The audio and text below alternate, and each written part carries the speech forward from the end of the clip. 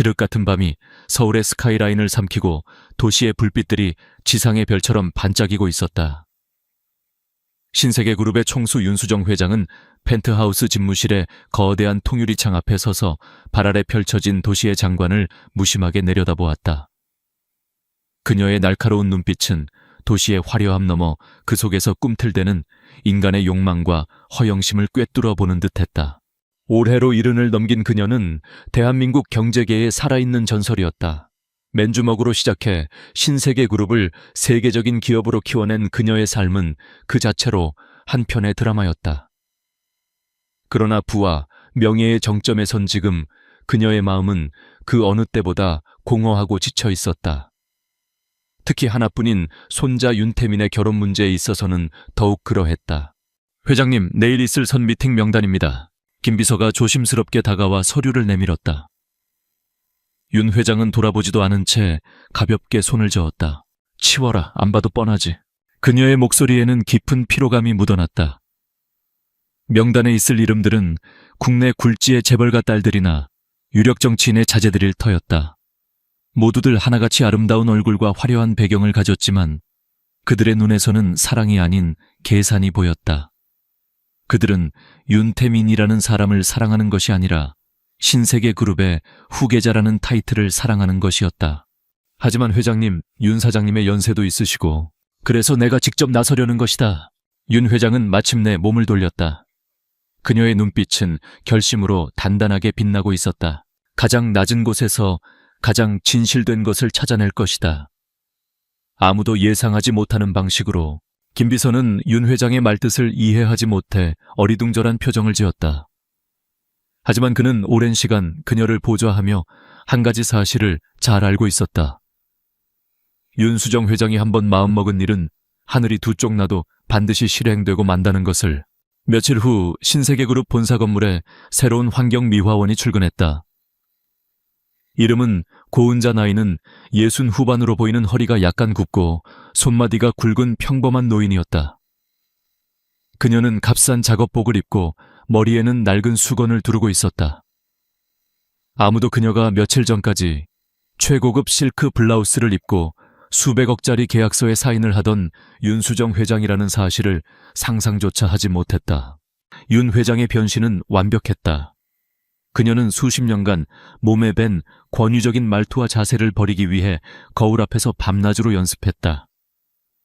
값비싼 화장품과 관리로 곱기만 하던 피부는 일부러 햇볕에 그을렸고 부드럽던 손은 거친 노동을 견뎌낸 손처럼 보이게 하기 위해 굳은 살 분장까지 했다. 심지어 걸음걸이마저 약간의 불편함을 연기하며 완벽한 고운자가 되었다. 어이고씨, 거기 복도 끝부터 왁스칠 시작해요. 꿈을 대지 말고. 작업반장의 거친 목소리가 복도에 울렸다. 윤 회장 아니, 이제는 고운자 할머니가 된 그녀는 군말 없이 고개를 숙이고 무거운 왁스 기계를 밀기 시작했다. 평생 남에게 명령만 하던 그녀가 이제는 명령을 듣는 입장이 되었다. 기묘한 기분이었지만 계획을 위해서는 이 정도는 아무것도 아니었다. 그녀의 목표는 단 하나, 이 거대한 빌딩 어딘가에서 일하고 있을 진주처럼 숨겨진 진짜 며느리감을 찾아내는 것이었다. 그녀의 첫 번째 시험대는 기획전략 1팀이었다. 신세계그룹의 핵심 부서인 그곳은 가장 똑똑하고 야심찬 인재들이 모여있는 곳이었다. 고은자는 일부러 그들의 사무실 앞 복도를 청소하며 직원들의 일거수일투족을 관찰했다. 대부분의 직원들은 그녀를 투명인간 취급했다. 그들의 눈에 늙은 청소부는 존재하지 않는 그림자나 다름없었다. 그들은 그녀 옆을 스쳐 지나가며 시끄럽게 통화했고 바닥에 아무렇지 않게 서류 조각을 버렸다. 바로 그때였다. 한 젊은 여직원이 사무실에서 나오다가 고은자가 힘들게 밀고 가는 왁스 기계의 전선에 발이 걸려 휘청했다. 어머. 여직원은 하마터면 넘어질 뻔했지만 간신히 중심을 잡았다. 고은자는 가슴이 철렁 내려앉았다. 자신의 부주의로 직원을 다치게 할 뻔했다는 생각에 얼굴이 하얗게 질렸다. 죄송합니다. 제가 미처. 고은자는 허리를 숙여 사과했다. 보통의 직원이라면 짜증을 내거나 재수 없다는 표정으로 그녀를 쏘아보고 갔을 것이다. 하지만 여직원의 반응은 예상 밖이었다. 아니에요, 할머니. 제가 앞을 잘 못 봐서 그래요. 괜찮으세요? 놀라셨죠? 그녀는 다정한 목소리로 고은자를 안심시키며 몸을 숙여 꼬여버린 전선을 직접 풀어주었다. 그녀의 손길은 부드럽고 섬세했다. 고은자는 고개를 들어 처음으로 그 여직원의 얼굴을 제대로 보았다. 화려하게 꾸미지는 않았지만 맑고 총명한 눈빛을 가진 단아한 얼굴이었다. 명찰에는 기획전략 1팀 대리 강서연이라고 적혀 있었다. 이런 건 저희가 알아서 할 텐데, 고은자가 당황하며 말했다. 그러자 강서연은 환하게 웃으며 대답했다. 별 말씀을요. 어르신께서 고생이 많으세요. 덕분에 저희가 이렇게 깨끗한 환경에서 일하는 걸요. 이거 드시면서 하세요. 서연은 자신의 가방에서 작은 캔커피를 꺼내 고은자의 손에 쥐어주었다. 따뜻한 온기가 그녀의 거친 손으로 전해졌다. 고은자는 순간 말을 잃었다. 수십 년 만에 처음 느껴보는 아무런 대가도 바라지 않는 순수한 친절이었다. 그때 복도 저편에서 위압적인 기운이 느껴졌다. 모든 직원들이 갑자기 부산스러워지며 허리를 숙였다. 신세계 그룹의 젊은 총수 윤태민 사장이 비서들과 함께 복도를 걸어오고 있었다. 얼음처럼 차가운 표정 한치의 흐트러짐도 없는 걸음걸이. 그는 자신의 제국을 순찰하는 왕처럼 보였다. 태민의 시선은 아주 잠시 강서연과 그녀의 손에 들린 커피를 건네받고 있는 늙은 청소부에게 머물렀다. 그의 눈썹이 미세하게 꿈틀했지만 그는 아무 말 없이 지나쳐갔다. 그의 관심은 오직 다가올 이사회 보고서에만 있는 듯했다. 태민의 뒤를 따라오던 한 무리의 여직원들 사이에서 유독 화려한 차림의 여자가 눈에 띄었다. 그녀는 태민과 같은 부서 소속이자 유력한 혼처 후보로 거론되는 SJ건설의 딸 최유라였다.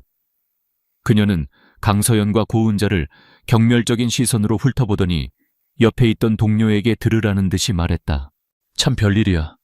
저렇게까지 해서 점수라도 따려는 건가? 사장님 지나가시는 거 못 봤나 봐. 그 목소리에는 날카로운 가시가 돋쳐 있었다. 강서연의 얼굴이 순간 굳었지만 그녀는 아무 대꾸도 하지 않고 고은자에게 다시 한번 목례를 한 뒤 사무실로 들어갔다. 고은자는 그 모든 것을 지켜보고 있었다. 순수한 친절을 베푸는 강서연 얼음처럼 차가운 손자 윤태민, 그리고 노골적인 질투와 경멸을 드러내는 최유라. 오늘 하루 그녀는 이 거대한 빌딩 안에서 벌어지는 인간 군상의 축소판을 목격했다. 그녀는 강서연이 쥐어준 따뜻한 캔커피를 가만히 내려다보았다.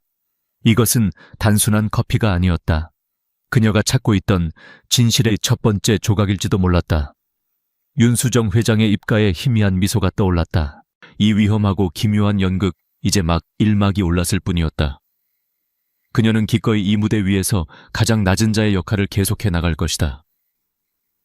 진짜 보석을 가려내기 위해서라면 그 어떤 대가도 치를 준비가 되어 있었다. 그녀는 다시 왁스 기계의 손잡이를 잡았다. 기계의 묵직한 소음이 앞으로 펼쳐질 폭풍의 전주곡처럼 복도에 길게 울려 퍼졌다. 강서연이 건넨 캔커피의 온기는 고은자의 하루를, 아니 지난 몇 년의 세월을 데워주는 듯했다. 윤수정 회장으로 살아온 시간 동안 그녀는 수많은 선물과 아첨을 받았지만 이 작고 따뜻한 캔커피만큼 그녀의 마음을 움직인 것은 없었다. 다음 날부터 고은자는 본격적으로 강서연이라는 인물을 시험대에 올리기 시작했다. 첫인상이 아무리 좋아도 사람의 본성은 위기의 순간에 드러나는 법이었다. 첫 번째 시험은 치밀하게 계획되었다. 고은자는 강서연이 중요한 프레젠테이션을 위해 막 인쇄한 자료와 뜨거운 커피를 들고 자신의 자리로 돌아가는 순간을 노렸다. 그녀는 서류 더미를 옮기는 척 다가가다 실수로 발을 헛디디며 서연과 부딪혔다. 어머나. 고은자의 과장된 비명과 함께 서연이 들고 있던 커피가 하얀 A4 용지 위로 쏟아졌다. 순식간에 갈색 얼룩이 중요한 도표와 텍스트를 집어삼켰다. 복도를 지나가던 몇몇 직원들이 혀를 차며 힐끔거렸다. 저 중요한 서류를 망쳤으니 저 늙은 청소부는 단단히 혼나겠구나 하는 표정들이었다. 고은자는 일부러 더 당황한 척하며 어쩔 줄 몰라 했다. 아이고, 이걸 어쩌나 미안해서 어떡해요, 대리님. 제가 정말... 서연의 얼굴에 잠시 당혹감이 스쳤지만 그녀는 이내 평정을 되찾았다. 그녀의 첫 마디는 서류에 대한 걱정이 아니었다. 할머니 괜찮으세요? 어디 대이신 데는 없으세요? 서연은 자신의 망가진 서류는 거들떠보지도 않고 고은자의 팔을 붙잡으며 뜨거운 커피에 데이지 않았는지부터 살폈다. 고은자는 순간 할 말을 잃었다. 이것은 연기가 아니었다. 진심 어린 걱정이었다. 나는 괜찮아요. 근데 이 중요한 서류를... 괜찮아요, 할머니. 서연은 부드럽게 웃으며 고은자를 안심시켰다. 그녀의 목소리에는 한치의 원망도 담겨 있지 않았다. 컴퓨터에 백업 파일이 있으니까 다시 인쇄하면 돼요. 놀라게 해드려서 오히려 제가 죄송하네요. 그녀는 아무렇지 않게 바닥에 흩어진 서류들을 주워 담았다. 그 모습을 멀찍이서 지켜보던 최유라의 입가에 냉소가 걸렸다. 그녀는 옆자리 동료에게 들으라는 듯이 비꼬았다. 착한 아이 코스프레도 저 정도면 병이야. 회사 시간이 남아도나 보지 저런 쓸데없는 일에 감정 낭비하게. 최유라의 시선은 고은자를 향해 있었다. 저 늙고 볼품없는 청소부가 대체 뭐길래 강서연이 저렇게까지 하는지 그녀는 도무지 이해할 수 없었다. 자신이라면 당장 소리를 지르고 심할서를 쓰게 했을 터였다. 최유라의 눈에 강서연의 친절은 위선이자 자신의 입지를 위협하는 계산된 행동으로 보일 뿐이었다. 고은자는 최유라의 날선 목소리를 똑똑히 들었지만 애써 무시했다. 그녀의 모든 신경은 오직 강서연에게 향해 있었다. 서연은 젖은 서류들을 휴지통에 버리고 다시 자리로 돌아가 아무 일 없었다는 듯 차분하게 파일을 열어 인쇄 버튼을 눌렀다. 그녀의 침착함과 타인을 먼저 배려하는 마음에 고은자는 마음속으로 첫 번째 합격점을 주었다. 두 번째 시험은 좀 더 대담하고 개인적인 방식으로 이루어졌다. 윤 회장은 강서연의 인간성을 더 깊이 들여다보고 싶었다. 다른 사람의 시선이 없는 오직 둘만 있는 공간에서 그녀는 어떻게 행동할까? 그날은 모두가 퇴근한 늦은 저녁이었다. 기획전략 1팀은 마감을 앞둔 프로젝트 때문에 몇몇 직원들이 남아 야근을 하고 있었다. 서연 역시 그중 하나였다. 마침내 일을 마친 서연이 피곤한 얼굴로 엘리베이터에 올랐을 때 고은자가 청소 도구를 들고 따라탔다. 엘리베이터 문이 닫히고 좁은 공간에 둘만 남게 되자 고은자는 계획대로 움직였다. 그녀는 갑자기 어지라며 벽에 몸을 기댔다. 그리고는 천천히 바닥으로 주저앉았다. 낮고 힘겨운 신음소리를 흘리며 그녀는 눈을 감았다. 할머니 정신 차리세요, 할머니. 서연은 경악하며 달려와 고은자의 어깨를 붙잡았다. 그녀는 망설임 없이 비상벨을 눌렀고 다른 한 손으로는 고은자의 인중을 눌러 의식을 확인하려 애썼다. 괜찮으세요? 어디가 아프세요? 제가 일구에. 아니, 괜찮아. 그냥 현기증이 나서. 고은자는 가늘게 눈을 뜨며 힘겹게 말했다. 서연은 자신의 무릎에 그녀의 머리를 뉘이고 가방에서 작은 초콜릿을 꺼내 입에 넣어주려 했다. 식사는 하셨어요? 혹시 저혈당이신가 해서요. 그 순간 띵 하는 소리와 함께 엘리베이터 문이 1층에 도착해 열렸다. 마침 로비를 순찰하던 보안팀 직원들이 놀라서 달려왔다. 무슨 일입니까? 여기 할머님께서 갑자기 쓰러지셨어요. 병원에 모셔야 할 것 같아요. 서연은 다급하게 설명했다. 하지만 고은자는 그새 정신을 차린 척하며 자리에서 일어났다. 아니야. 그냥 저녁을 걸렀더니 잠시 어지러웠나 봐. 이제 괜찮아. 소란 피워서 미안해요. 그녀는 서연과 보안팀 직원들을 만류하며 애써 괜찮은 척했다. 서연은 믿을 수 없다는 표정이었지만 고집을 부리는 노인 앞에서 더는 강요할 수 없었다. 정말 괜찮으시겠어요? 제가 댁까지 모셔다 드릴게요. 아니야. 이 근처에 살아. 정말 괜찮다니까. 우리 대리님 마음씨가 비단결이네. 고마워요, 정말. 고은자는 서연의 손을 꼭 잡았다. 그 따뜻하고 진심 어린 걱정에 연기를 하는 것조차 미안해질 정도였다. 그녀는 이 두 번째 시험에서도 강서연이 만점을 받았음을 확신했다. 동정심이 아닌 공감 능력 위기 상황에서의 침착함, 그리고 끝까지 책임지려는 자세까지. 윤 회장이 며느리 까맥에서 찾던 모든 덕목을 그녀는 가지고 있었다. 한편 최유라의 질투심은 날이 갈수록 커져만 갔다. 그녀는 강서연이 유독 고은자라는 청소부와 가깝게 지내는 것을 계속 목격했다. 점심시간에 자신의 도시락을 나누어주거나 추운 날씨에 핫팩을 챙겨주는 서연의 모습은 유라의 눈에 가시와도 같았다. 더군다나 최근 프로젝트에서 서연이 보여준 뛰어난 역량은 유라의 자존심을 심하게 긁었다. 감히 근본도 없는 애가 나보다 돋보이려고 해. 최유라는 서연을 짓밟아야겠다고 결심했다. 그녀는 노골적인 방식 대신 교묘하고 비열한 방법을 택했다. 그녀는 먼저 서연이 작업하던 팀 공유 폴더의 중요 파일 하나를 실수로 삭제했다. 서연은 밤을 새워 파일을 복구해야만 했다. 다음으로는 회의 시간에 서연의 아이디어에 사사건건 트집을 잡으며 그녀의 발표를 망치려 했다. 강 대리 의견은 너무 이상적이네요. 현실성이 떨어지는 거 아닌가요? 그 데이터는 신뢰도가 좀 의심스러운데 출처가 확실한가요? 최유라의 공격은 집요했다. 그녀는 또한 동료들 사이에서 은근히 서연에 대한 나쁜 소문을 퍼뜨렸다. 강서연이 실력도 없으면서 착한 척으로 상사들에게 잘 보이려 한다거나 남자 직원들에게 꼬리를 친다는 식의 악의적인 헛소문이었다. 이 모든 상황을 신세계그룹의 총수인 윤태민은 자신의 집무실에서 조용히 지켜보고 있었다. 그는 무심한 듯 보였지만 사실 그의 사무실 모니터 한쪽에는 회사 내 주요 구역의 CCTV 화면이 실시간으로 떠 있었다. 그는 복도에서 커피가 쏟아졌을 때 침착하게 대응하던 강서연을 보았다. 엘리베이터에서 늙은 청소부를 걱정하던 그녀의 모습도 보았다. 그리고 최유라가 노골적으로 강서연을 괴롭히는 장면들도 놓치지 않았다. 그의 세계는 최유라 같은 사람들로 가득 차 있었다. 자신의 이익을 위해 남을 짓밟는 것을 당연하게 여기는 사람들. 하지만 강서연은 달랐다. 그녀는 그가 잊고 살았던 종류의 사람이었다. 약자에게 허리를 숙일 줄 알고 불의에 타협하지 않으려는 꿋꿋함. 처음에는 그저 별난 직원 정도로 생각했지만 관찰이 계속될수록 그의 마음속에 흥미라는 이름의 작은 파문이 일기 시작했다. 김비서 기획전략 1팀 강서연 대리, 인사 파일 좀 가져와봐. 어느 날 오후 태민은 무심하게 지시를 내렸다. 그는 여전히 차갑고 무표정했지만 그의 내면에서는 아주 작은 변화가 시작되고 있었다.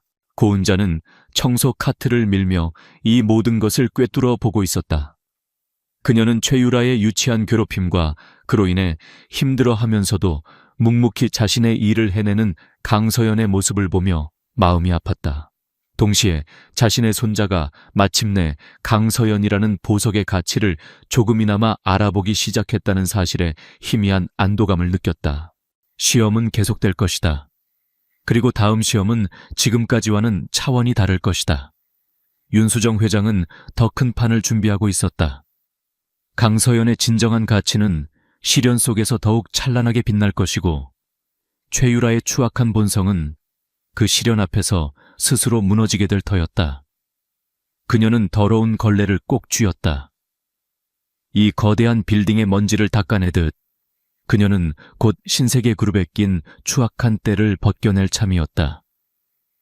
강서연의 성실함과 따뜻한 인품을 확인한 윤수정 회장의 마음은 점차 그녀에게로 기울고 있었다. 하지만 재벌가의 며느리가 되기 위해서는 단순히 착한 마음씨만으로는 부족했다. 예측 불가능한 위기 앞에서 무너지지 않는 강인한 정신력, 그리고 자신의 것을 지켜낼 수 있는 지혜와 능력이 필요했다. 윤 회장은 이제 서연의 역량을 시험해 보기로 했다. 그리고 그 시험의 무대는 그녀의 예상과 달리 최유라의 검은 야심에 의해 훨씬 더 잔혹한 방식으로 펼쳐지게 되었다.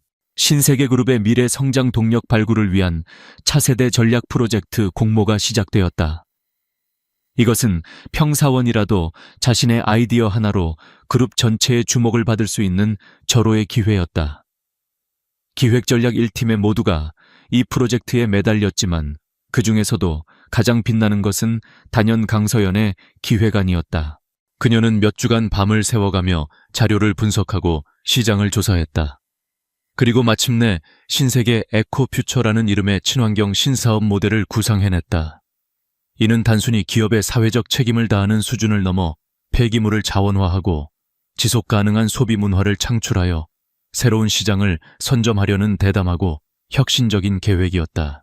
팀 내부 프레젠테이션이 열리던 날, 서연은 차분하고 논리적인 발표로 팀원들은 물론 까다롭기로 소문난 박 부장의 감탄까지 자아냈다. 마침 회의에 예고 없이 참석했던 윤태민 사장 역시 그녀의 발표에서 눈을 떼지 못했다. 그의 얼음장 같던 표정에 드물게도 흥미로운 빛이 스쳐 지나갔다. 서연은 자신의 노력이 인정받는 것 같아 가슴이 벅차올랐다. 하지만 그 순간 최유라의 눈에서는 시기와 질투의 불꽃이 이글거리고 있었다. 그녀 역시 자신의 아버지가 운영하는 SJ건설과의 협력 프로젝트를 제출했지만 강서연의 기획안이 가진 독창성과 잠재력 앞에서는 초라해 보일 뿐이었다. 이대로라면 모든 스포트라이트는 강서연에게 돌아갈 것이 뻔했다. 최유라는 참을 수 없는 위기감을 느꼈다. 제어애를 이대로 둘 순 없어. 무슨 수를 써서라도 싹을 잘라버려야 해. 회의가 끝나자마자 최유라는 박 부장의 사무실을 찾아갔다. 박 부장은 능력은 있지만 출세욕이 강하고 자신보다 뛰어난 부하 직원이 나타나는 것을 경계하는 인물이었다. 최유라는 바로 그 점을 파고들었다. 부장님, 강대리 기획안 정말 대단하더군요. 저대로 사장님께 보고되면 부장님보다 강대리가 더 주목받게 생겼어요. 최유라는 박 부장의 불안감을 교묘하게 자극했다. 박 부장의 얼굴이 순간 굳어졌다. 그게 무슨 소리야? 아시잖아요. 우리 사장님 능력 있는 사람이라면 직급에 상관없이 파격적으로 발탁하시는 거. 저 기획안, 제가 보기엔 임원 승진감이에요. 최유라는 결정적인 한마디를 던졌다. 하지만 저 아이디어에 부장님의 노련함과 제 추진력이 더해진다면 어떨까요? 훨씬 더 완벽한 프로젝트가 될 수 있을 텐데 말이죠. 박 부장의 눈빛이 흔들렸다. 최유라가 무엇을 제안하는지 그는 단번에 알아차렸다. 그것은 위험한 도박이었지만 성공한다면 엄청난 부와 명예를 가져다 줄 것이었다. 게다가 최유라의 배경 SJ건설이라는 든든한 뒷배까지 있다면 실패할 확률은 적었다.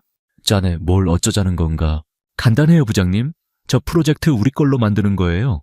최유라의 목소리는 뱀처럼 달콤하고 차가웠다. 그녀는 강서연에게 산업 스파이 혐의를 뒤집어 씌울 완벽한 계획까지 세워두고 있었다. 탐욕에 눈이 먼 박 부장은 결국 최유라의 제안을 받아들였다. 그날 오후 박 부장은 서연을 자신의 사무실로 불렀다. 그는 인자한 상사의 얼굴을 하고 말했다. 강대리 기획안 정말 훌륭했어. 최종 보고 전에 내가 좀 더 다듬어주고 싶은데 보안을 위해서 상세 자료 전체를 내부 서버 특정 폴더에 업로드해주게. 내가 검토하고 피드백을 주지. 아무것도 모르는 서연은 존경하는 상사의 말에 조금의 의심도 없이 고개를 끄덕였다.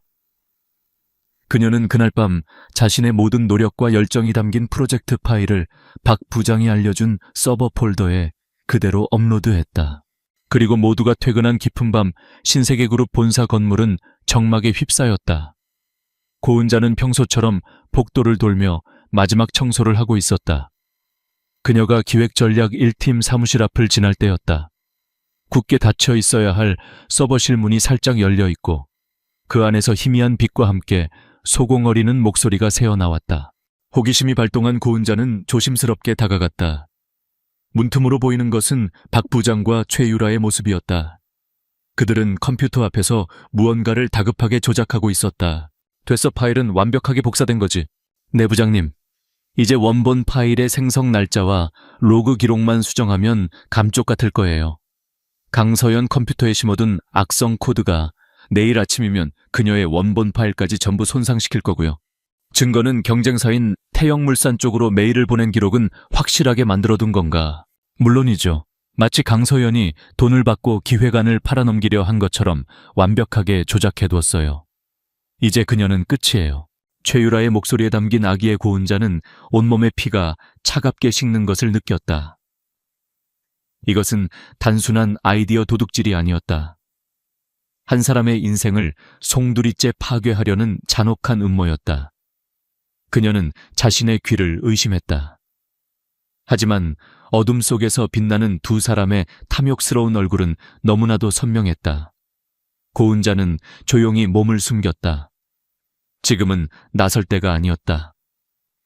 그녀는 이 끔찍한 대화 내용을 자신의 머릿속에, 심장 속에 똑똑히 새겨 넣었다. 다음 날 강서연에게 지옥 같은 하루가 펼쳐졌다. 오전 10시 윤태민 사장이 직접 주관하는 긴급 임원회의가 소집되었다. 그리고 그 자리에서 박 부장과 최유라는 자신들이 밤새워 완성했다며 강서연의 신세계 에코퓨처 프로젝트를 발표했다. 약간의 용어와 디자인만 바꾼 사실상 도둑질한 기획안이었다. 임원들의 찬사가 쏟아졌다. 그리고 마침내 박 부장이 기다렸다는 듯 비통한 표정으로 폭탄을 터뜨렸다. 하지만 여러분, 이렇게 훌륭한 프로젝트가 외부로 유출될 뻔한 끔찍한 사건이 있었습니다. 내부 감찰 결과 기획전략 1팀의 강서연 대리가 경쟁사인 태영물산의 돈을 받고 기획안을 팔아넘기려 한 정황을 포착했습니다. 회의장은 찬물을 끼얹은 듯 조용해졌다. 박 부장은 조작된 이메일 발송 기록과 접속 로그를 스크린에 띄웠다. 모든 증거는 강서연을 범인으로 지목하고 있었다. 곧바로 회의실로 불려온 서연은 눈앞에 펼쳐진 상황을 도저히 믿을 수 없었다. 아닙니다. 이건 제가 만든 기획안입니다. 이건 모함입니다. 그녀는 필사적으로 외쳤다. 하지만 그녀의 컴퓨터에 있던 원본 파일은 원인 불명의 오류로 모두 손상된 상태였다. 그녀의 결백을 증명해줄 유일한 증거가 사라진 것이다. 동료들은 어제까지 그녀에게 찬사를 보내던 바로 그 입으로 이제는 그녀를 향해 배신자라며 수군거렸다. 모든 시선이 윤태민에게로 쏠렸다. 그의 얼굴은 여전히 감정을 읽을 수 없는 가면처럼 차가웠다. 그는 스크린에 조작된 증거와 눈물을 흘리며 억울함을 호소하는 강서연을 번갈아 보았다. 그의 머릿속은 복잡했다. 이성적으로는 증거를 믿어야 했지만 마음 한구석에서는 그녀가 그럴 리 없다고 외치고 있었다. 하지만 그는 신세계 그룹의 총수였다. 사적인 감정으로 회사의 원칙을 무너뜨릴 수는 없었다. 강서연 대리, 태민의 낮고 차가운 목소리가 회의실에 울렸다. 오늘부로 모든 직무에서 손을 떼고 대기 발령을 명합니다. 감사팀의 최종 조사가 끝날 때까지 회사 출입을 금합니다. 그것은 사형 선고나 다름없었다. 서연의 눈에서 끝내 뜨거운 눈물이 흘러내렸다. 세상이 무너지는 것 같았다. 그녀는 비틀거리며 회의실을 나왔다. 자신의 자리로 돌아와 짐을 싸는 동안 어제의 동료들은 그 누구도 그녀에게 다가와 위로의 말을 건네지 않았다. 오직 최유라만이 멀리서 그 모습을 지켜보며 승리자의 희미하고 잔인한 미소를 짓고 있었다. 그 순간 복도 저편에서 청소 카트를 밀던 고은자가 그 모든 광경을 지켜보고 있었다. 그녀는 억울함에 떨고 있는 서연의 작은 어깨와 최유라의 의기양양한 표정을 번갈아 보며 주먹을 꽉 쥐었다. 걸레 자루를 쥔 그녀의 손이 분노로 부들부들 떨렸다. 이제 이것은 단순한 며느리감 테스트가 아니었다. 자신의 회사 안에서 벌어진 추악한 범죄를 바로잡고 억울한 누명을 쓴 선량한 아이를 구해내야 하는 전쟁이었다. 윤수정 회장의 눈빛이 얼음처럼 차갑고 날카롭게 빛났다. 이 거대한 연극의 이막은 이제 막 피비린내 나는 비극으로 시작되고 있었다. 강서연의 세상은 무너져 내렸다. 자신의 모든 열정과 노력이 담긴 프로젝트를 도둑맞은 것도 모자라 파렴치한 산업 스파이라는 누명까지 쓰게 되었다. 회사에서 쫓겨나다시피 나온 그녀는 며칠 동안 집 밖으로 한 발짝도 나가지 못했다. 배신감과 억울함에 잠을 이룰 수 없었고 밥도 제대로 넘기지 못했다. 동료들의 차가운 시선, 윤태민 사장의 실망한 듯한 그 표정이 악몽처럼 그녀를 괴롭혔다. 하지만 강서연은 마냥 주저앉아 있을 수만은 없는 사람이었다. 며칠간의 깊은 절망 끝에 그녀는 퉁퉁 부은 눈을 비비며 자리에서 일어났다. 이대로 끝낼 수는 없었다. 진실은 하나뿐이었고 자신이 가장 잘 알고 있었다. 아무도 믿어주지 않는다면 스스로 증명해 보이는 수밖에 없었다. 그녀는 컴퓨터를 켜고 사건 당일의 기억을 하나하나 복귀하기 시작했다. 박 부장이 자신에게 파일을 특정 서버에 업로드하라고 지시했던 일, 그 후 자신의 컴퓨터 파일이 갑자기 손상되었던 일. 모든 것이 너무나도 교묘하게 짜맞춰져 있었다. 비록 회사 내부망에 접속할 수는 없었지만 그녀는 포기하지 않았다. 자신의 기획안이 담고 있던 핵심 아이디어들, 오직 자신만이 알 수 있는 세부적인 데이터와 그 출처들을 하나하나 정리하며 방역의 실마리를 찾기 시작했다. 그녀의 눈에 다시금 굳은 의지의 빛이 돌아오고 있었다. 같은 시각 신세계그룹 빌딩 안에서는 보이지 않는 전쟁이 시작되고 있었다. 환경미화원 고은자, 즉 윤수정 회장은 분노를 가슴 깊이 묻어둔 채 자신의 가장 강력한 무기인 투명인간의 역할을 10분 활용하기 시작했다. 그녀의 첫 번째 목표는 범죄의 현장 서버실이었다. 그녀는 청소 시간인 척 자연스럽게 서버실 주변을 맴돌았다. 보안카드가 있어야만 출입이 가능한 곳이었지만 그녀에게는 청소부 마스터키가 있었다. 그녀는 관리 직원의 눈을 피해 잠시 서버실 안으로 들어섰다. 샅샅이 바닥을 살피던 그녀의 날카로운 눈에 서버렉 뒤쪽 구석에서 반짝이는 작은 무언가가 들어왔다. 그것은 명품 브랜드 로고가 박힌 아주 작은 다이아몬드가 박힌 귀걸이 한쪽이었다. 윤 회장은 그것이 누구의 것인지 단번에 알아봤다. 바로 며칠 전 최유라가 회의에 참석했을 때 자랑스럽게 착용하고 있던 바로 그 귀걸이였다. 범죄 현장에 자신의 흔적을 남길 만큼 허술하다니. 윤 회장은 냉소를 머금으며 조심스럽게 귀걸이를 손수건에 싸서 주머니에 넣었다. 작지만 결정적인 증거였다. 다음 목표는 박 부장과 최유라의 쓰레기통이었다. 매일 밤 그녀는 두 사람의 사무실에서 나온 쓰레기 봉투를 다른 곳으로 빼돌려 샅샅이 뒤졌다. 대부분은 쓸모없는 서류 조각들이었지만 며칠간의 끈질긴 노력 끝에 그녀는 마침내 의미 있는 조각들을 찾아냈다.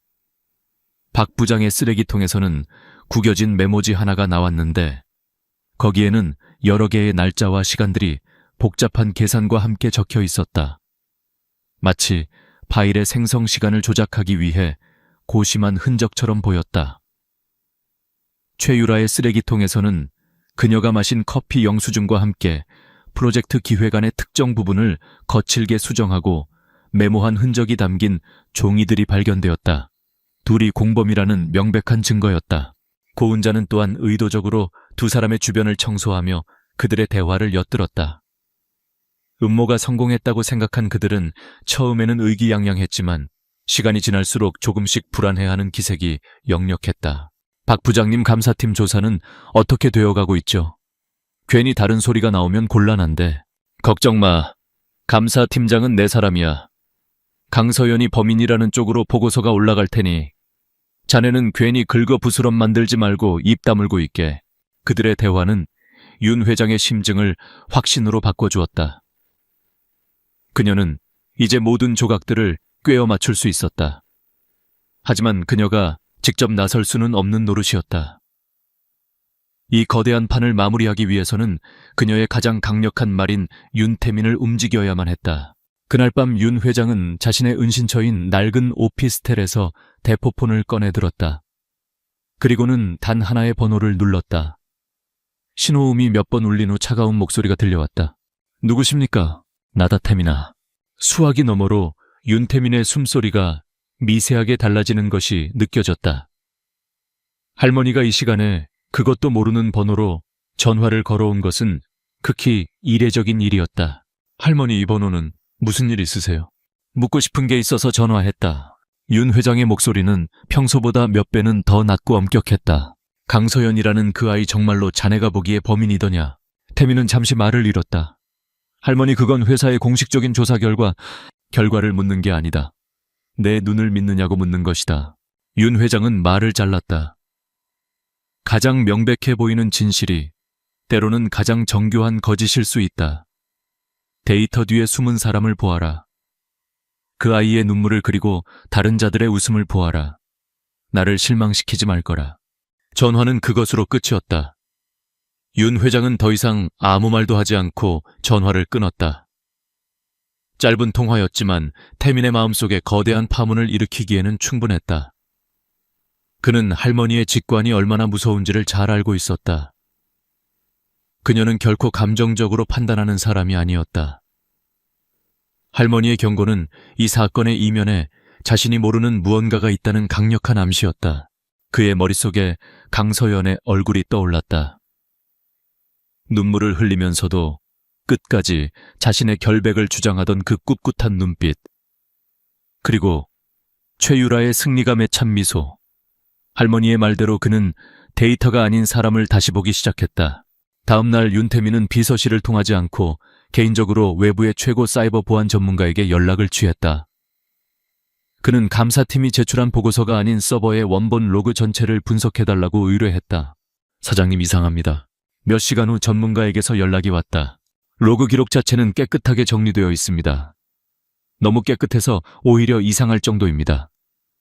하지만 삭제된 데이터의 복구를 시도하던 중 아주 교묘하게 숨겨진 악성 코드의 흔적을 발견했습니다. 이 코드는 특정 파일에만 접근해 손상을 입히고 스스로 삭제되도록 설계된 매우 정교한 물건입니다.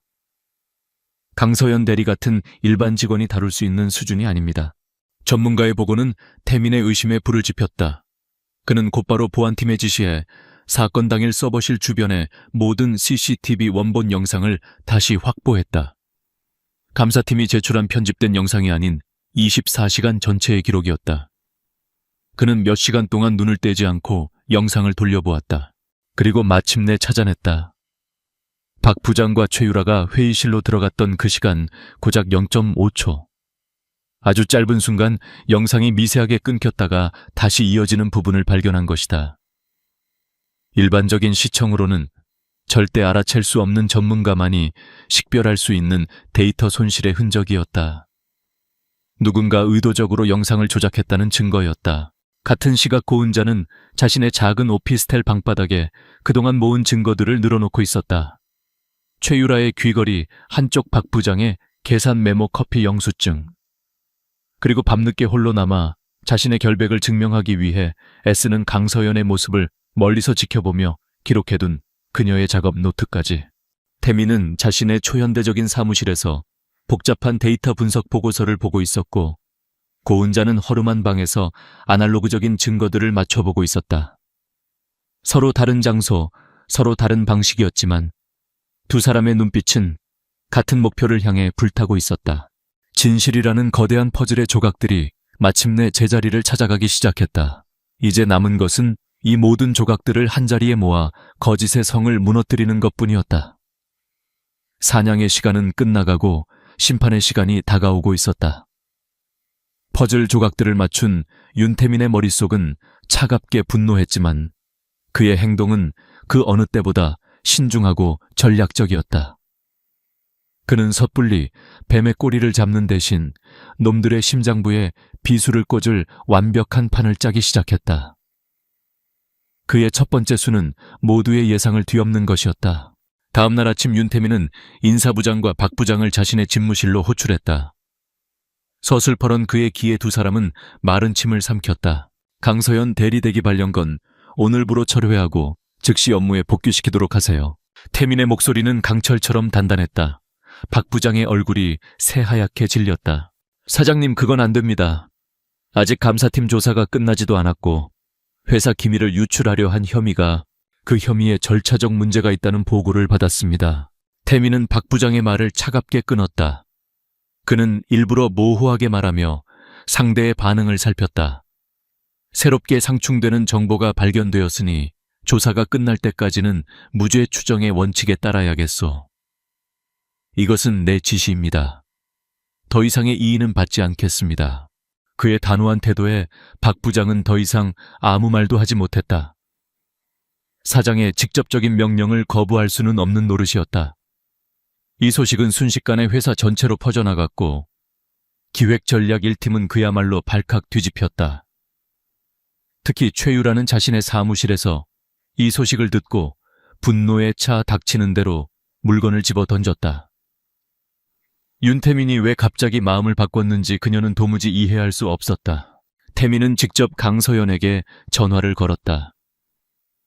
며칠 만에 듣는 그녀의 목소리는 조금 지쳐 있었지만 여전히 맑았다. 강서연 대리 윤태민입니다. 사장님, 내일부로 정상 출근하세요.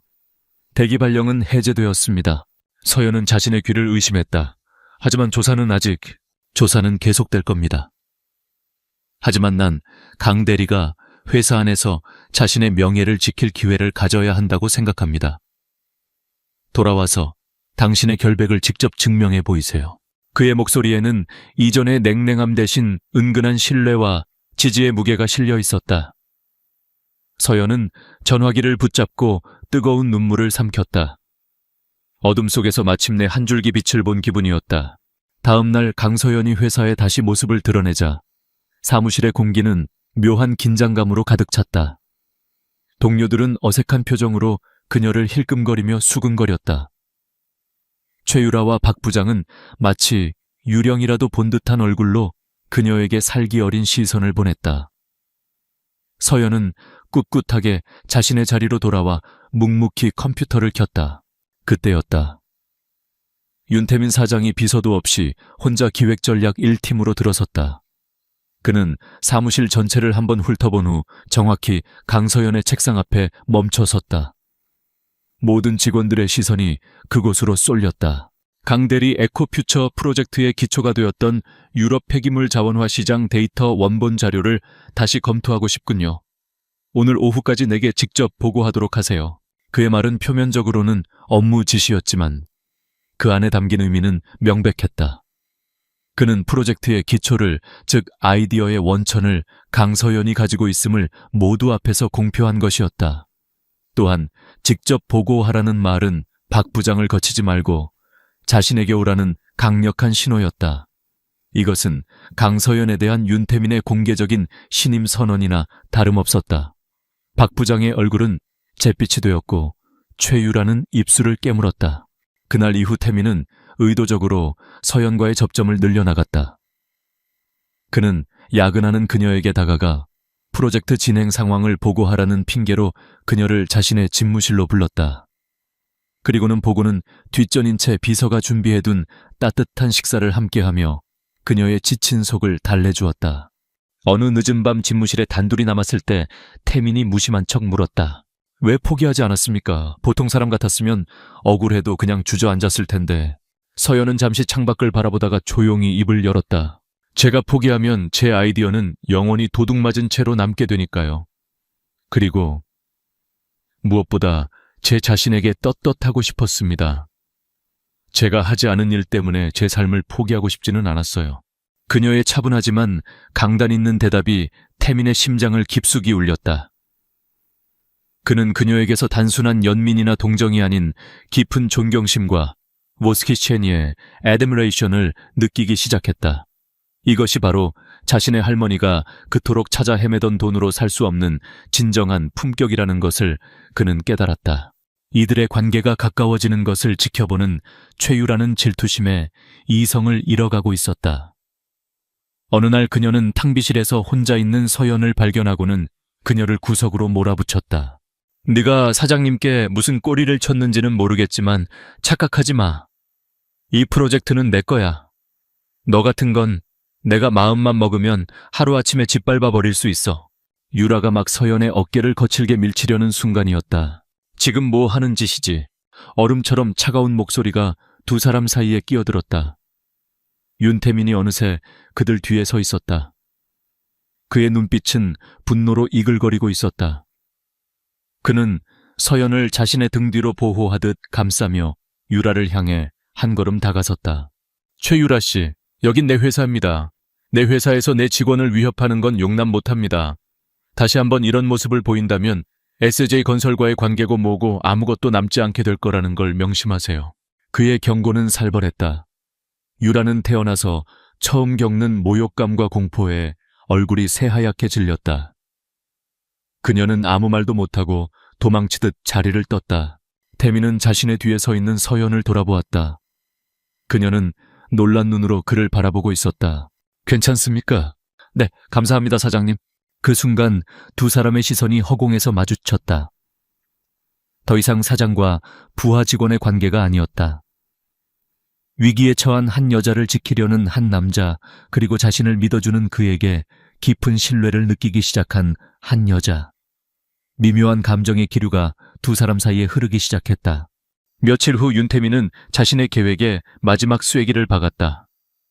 그는 신세계 에코퓨처 프로젝트의 최종 발표회를 그룹 창립 기념일에 맞춰 이사회 전체와 주요 언론사까지 초청하여 진행하겠다고 공표했다.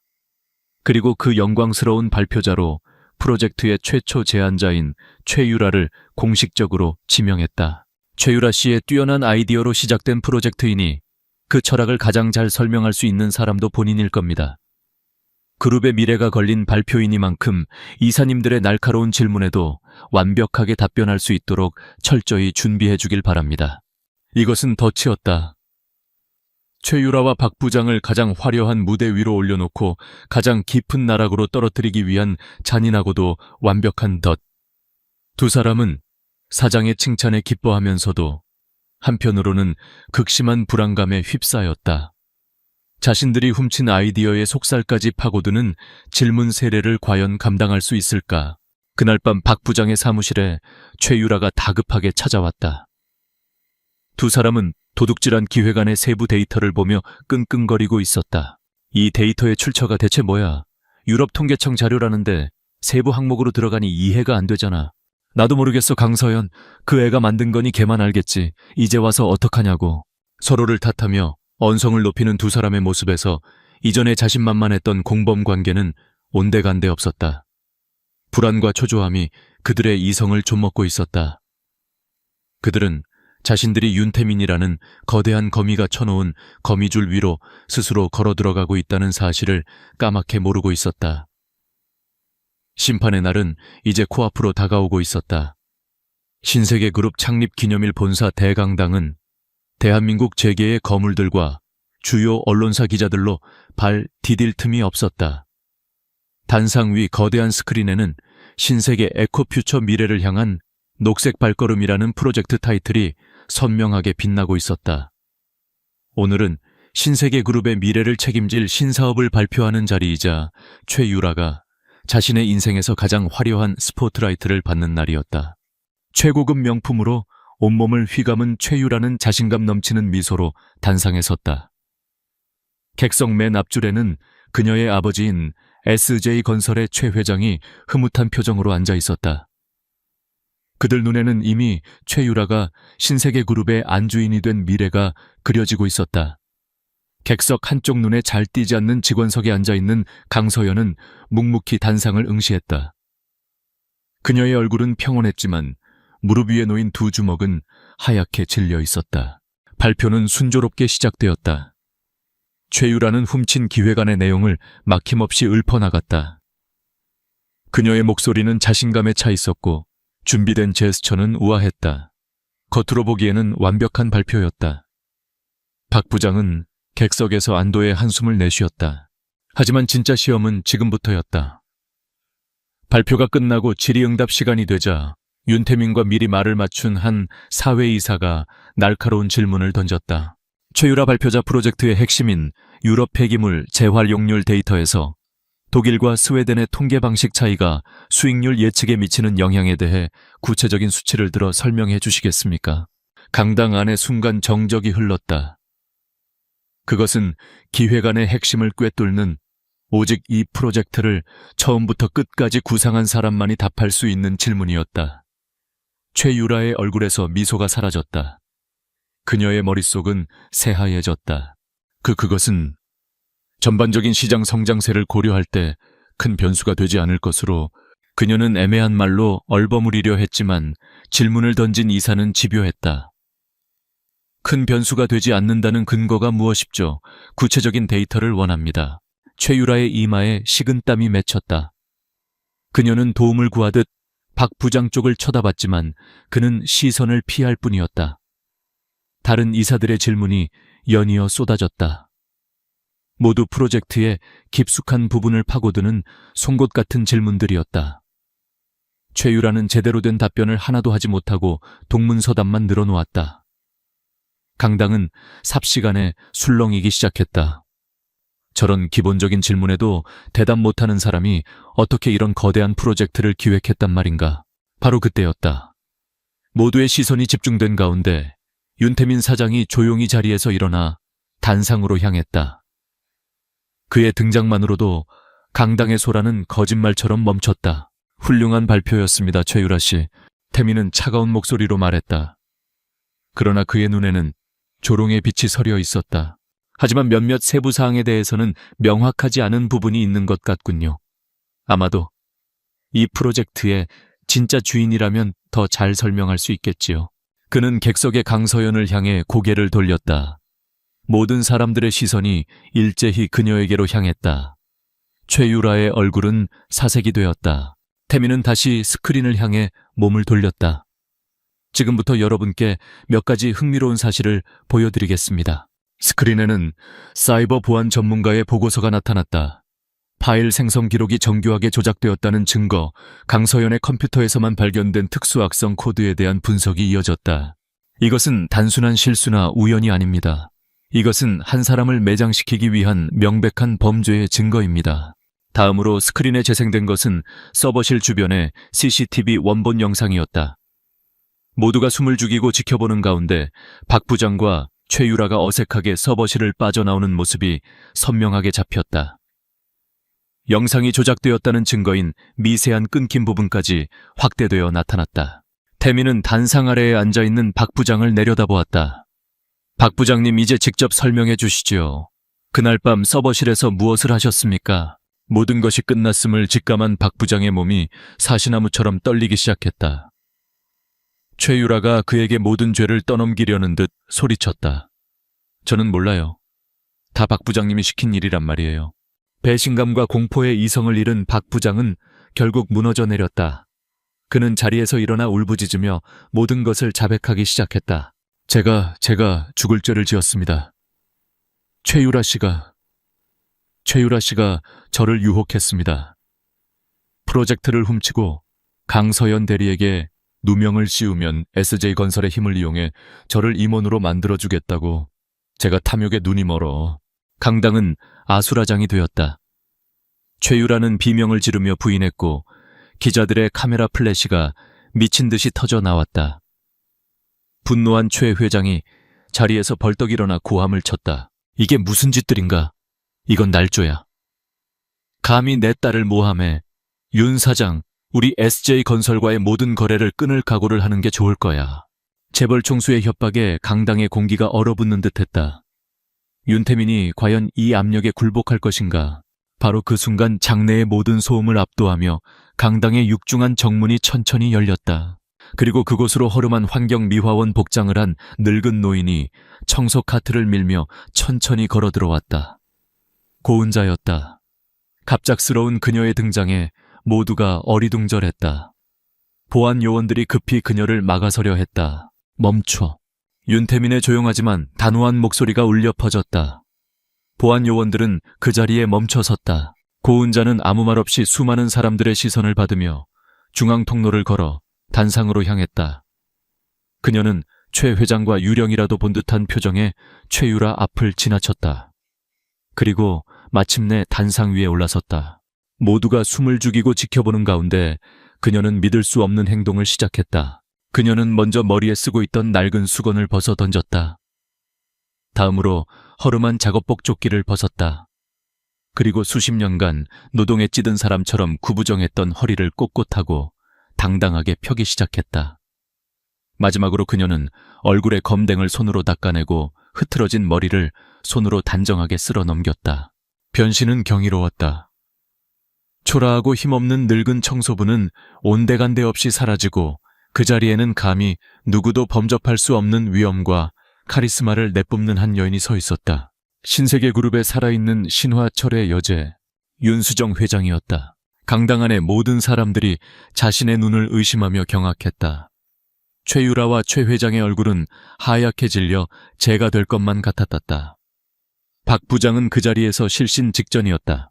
윤 회장은 자신의 손자 옆에 서서 마이크를 넘겨받았다. 그리고는 강당 전체를 얼려버릴 듯한 차가운 목소리로 최 회장을 똑바로 응시하며 입을 열었다. 최 회장. 그녀의 목소리는 더 이상 가늘고 힘없는 노인의 목소리가 아니었다. 제국을 호령하는 여제의 목소리였다. 내 집에서 내 아이에게 죄를 저지른 그대들이 감히 지금 모함이라는 말을 입에 담는가.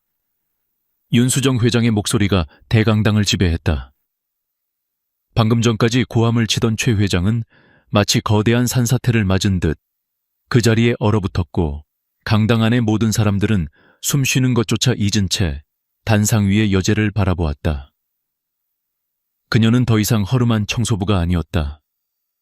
대한민국 경제계의 살아있는 전설, 그 누구도 거역할 수 없는 신세계 그룹의 절대자였다.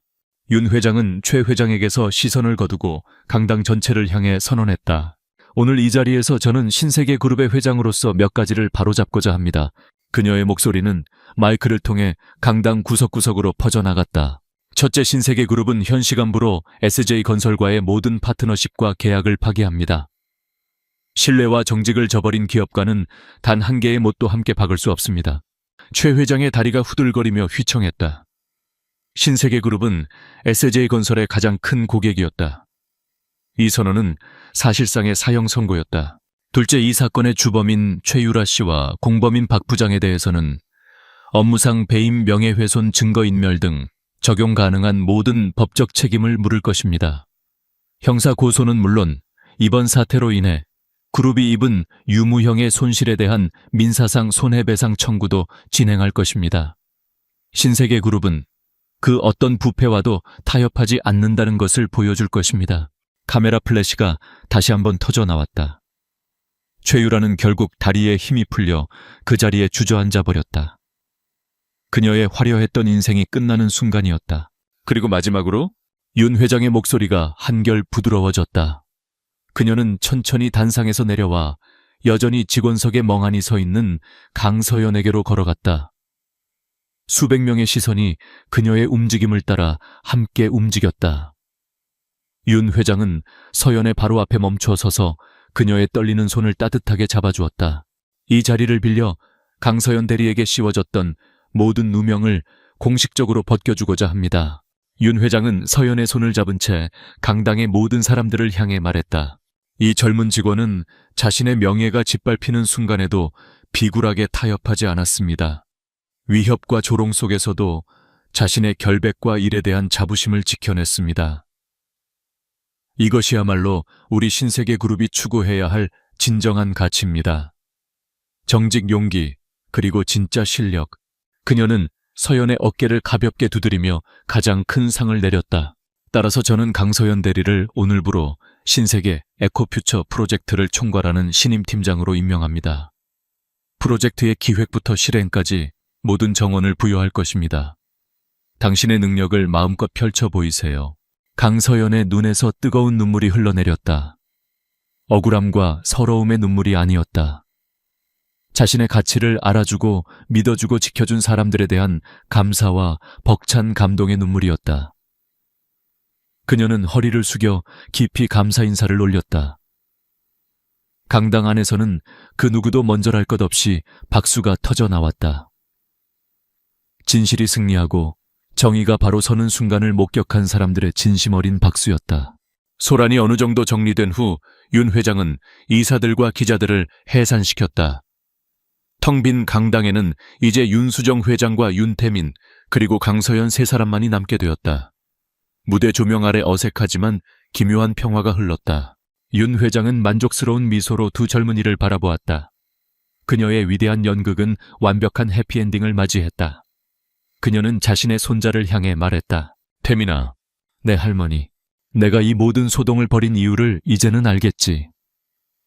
이 많은 돌멩이들 속에서 진짜 보석 하나를 찾아내기 위함이었다. 그녀는 따뜻한 시선으로 강서연을 바라보며 마침내 자신의 진짜 목적을 밝혔다. 그것은 명령이자 가장 진심 어린 축복이었다. 이 아이가 내가 너와 우리 신세계를 위해 선택한 며느리감이다. 서연 양과 결혼하거라. 강서연은 심장이 멎는 듯했다. 존경하는 회장님의 입에서 나온 말이라고는 도저히 믿을 수가 없었다. 하지만 윤태민의 반응은 그녀의 예상과 달랐다. 그는 강요된 결혼을 명령받은 재벌 3세의 얼굴이 아니었다. 그는 진심으로 행복해 보이는 미소를 지으며 할머니에게 대답했다. 할머니의 명령이 아니었어도 제 대답은 같았을 겁니다. 태민은 서연에게로 다가가 떨리는 그녀의 손을 부드럽게 잡았다. 그의 눈빛은 그 어느 때보다 진지하고 따뜻했다. 강서연 씨, 이것은 당신을 향한 명령이 아닙니다. 제 개인적인 부탁입니다. 그는 그녀의 눈을 똑바로 바라보며 말했다. 당신 곁에서 당신을 지켜주고 함께 걸어갈 기회를 제게 주시겠습니까? 그의 진심 어린 고백에 서연은 할 말을 잃었다. 자신을 믿고 지지해준 이 남자, 자신을 위해 기꺼이 세상과 맞서 싸워준 이 남자. 그녀의 마음속에서도 이미 그의 존재는 커져만 가고 있었다. 서연은 흐르는 눈물을 감추지 못한 채 천천히 고개를 끄덕였다. 그녀의 대답에 태민의 얼굴에 환한 미소가 번졌고 그 모습을 지켜보는 윤수정 회장의 얼굴에도 깊은 만족감의 미소가 피어올랐다. 몇 주 후 서울의 한 평범한 공원 주말을 맞아 나들이 나온 사람들로 북적이는 곳에 윤태민과 강서연이 나란히 벤치에 앉아 있었다. 태민은 값비싼 맞춤 정장 대신 편안한 면바지에 스웨터를 입고 있었고 서연 역시 평범한 원피스 차림이었다. 두 사람은 다른 평범한 연인들처럼 손에 아이스크림을 하나씩 들고 소소한 이야기를 나누며 웃고 있었다. 팀장님, 다음 주 보고서는 제가 초안을 잡아봤는데 서연 씨 지금은 회사 아니에요. 그리고 이제 팀장님이라고 부르지 않았으면 좋겠는데. 태민이 장난스럽게 불평했다. 서연이 얼굴을 붉히며 작게 대답했다.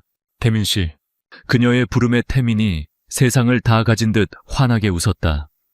두 사람의 관계는 할머니의 명령으로 시작되었을지 모르지만 이제는 서로에 대한 존중과 진실한 애정을 바탕으로 단단하게 자라나고 있었다. 공원 한쪽 검은 세단 안에서 윤수정 회장이 그 모습을 조용히 지켜보고 있었다. 그녀는 이제 더 이상 신세계 그룹의 회장이 아닌 그저 손자의 행복을 지켜보는 평범한 할머니의 얼굴을 하고 있었다. 그녀가 평생을 바쳐 이룩한 제국보다 지금 저 두 사람이 함께 만들어갈 미래가 훨씬 더 소중하고 값지게 느껴졌다. 그녀의 위대하고도 기묘했던 연극은 마침내 가장 완벽한 결말을 맞이했다. 따스한 햇살 아래 두 사람의 행복한 웃음소리가 멀리 퍼져나갔다.